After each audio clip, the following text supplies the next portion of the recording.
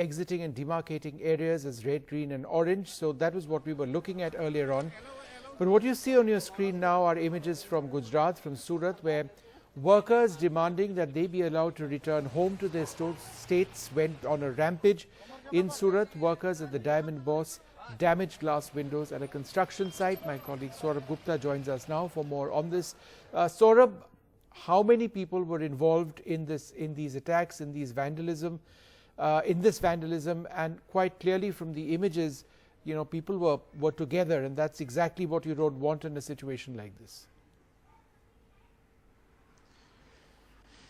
Absolutely, but it has been a problem, and especially the problem of migrant labor in almost every place has been, something that chief ministers have spoken about. In fact, Uddhav Thackeray, the chief minister of Maharashtra, has also flagged it in the meeting with the Prime Minister. But in Surat, we've seen earlier Paloom workers also, coming out on the streets. Now you see the diamond polishing workers also come out on the streets. And this is something that perhaps is a worry in the lockdown.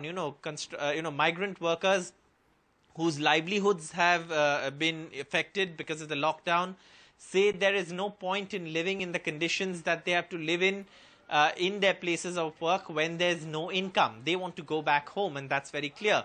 Even when the government, whether it's in Surat, whether it's in Mumbai, or whether it's in any other place, even when the government provides them accommodation and food, they say, we don't want to stay here, we want to go back to our native villages.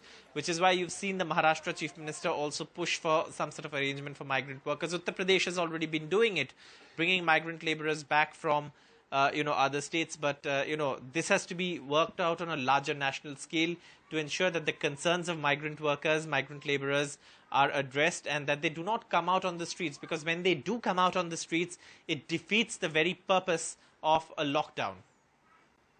Right, thanks very much, Saurabh, for joining us with those details.